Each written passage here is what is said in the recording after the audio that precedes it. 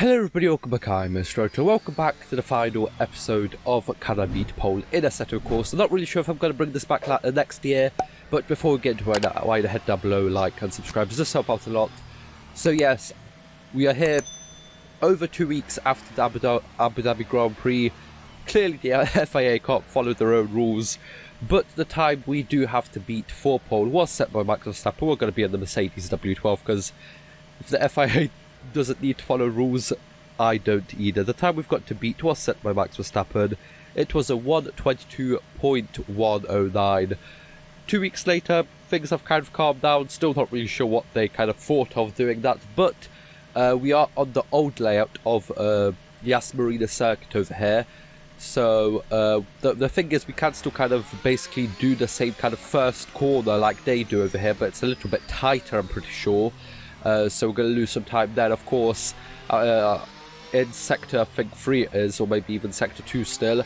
At the end, they kind of totally reprofiled that corner, and I basically just need to follow the old layout because there's just no new layout for the Yas Marina circuit out on the mod anywhere. So we're going to have to get a little bit creative, and we're basically just going to be at least 10 seconds off of pole because, well, they were like 12 seconds faster, I'm pretty sure, this year than they were last year because of the setup, because of the layout change. But I guess we're going to see what we can do, so let's go right into it. Okay, so here I am starting my first kind of flying lap, really the first proper lap I've done on this track in Assetto Corsa in this car. So I guess it's going to be interesting to see how well we do. Of course, I've played this track a million times on the Formula 1 games, but of course not this kind of layout, I guess. We also need to kind of think about where we need to brake over there, since we aren't following the actual proper layout, the old layout, I guess we can say. And I'm pretty sure we can just activate DRS whenever we want, so I do need to kind of double check where the DRS lines are, so I don't turn it on a little bit too early or a little bit too late. Going for the Max Verstappen line over there just to cut everyone off behind so they can't actually take the corner properly over there. There should be some DRS like barge board, not barge boards, like billboard kind of things, but I guess there isn't. Now, about this corner, I think I'm just going to take it like this so we just don't lose too much time. We're still going to lose massive amounts of time to the actual layout this season because, well, it's just one corner compared to like, well, it's just basically different, and these corners are different as well. They're a bit wider, I'm pretty sure, so definitely a lot faster to get through here this season than it was last season, so that's definitely a huge help. Oh, I kind of forgot to brake over there. I kind of just thought that would be flat out for some reason. But here we go. We are going to cross the line. No DRS on this straight, I'm pretty sure. And we crossed the line for 1:38.965. So as I said, we are going to be a lot slower. That is actually 16 seconds slower, or even nearly 17 seconds slower, because of course of the layout of the track. It's changed. I searched everywhere for the new layout and I couldn't find it, and I definitely can't make tracks myself. But that's the layout we're going to go for. We're going to cut the first kind of like the first kind of corner over there, and back in sector 2, sector 3, we're just going to basically kind of remove kind of like 2 or 3 corners over there, just to kind of bring it as close as possible to the current layout as possible. But for now, you can see how the Mercedes W12 looks like going around the Yas Marina circuit.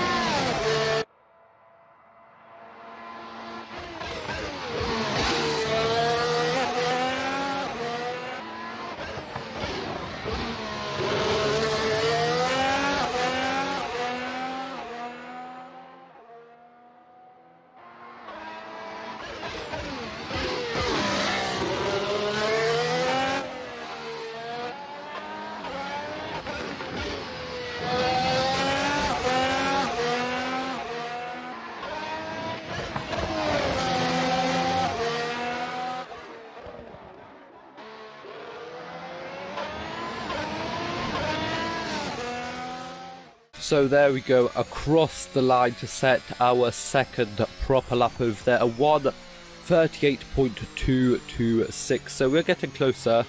Kind of messed up. It definitely could have been at least a second within that lap, and we are just kind of getting started over here. So yes, of course I'm going to give myself half an hour like I always do, see how close I can get. I guess, I'm not really sure what time, I guess I'm just going to see how fast I can go in this kind of setup. I'm definitely going to maybe change the setup of the car and just make it even better for this kind of track layout.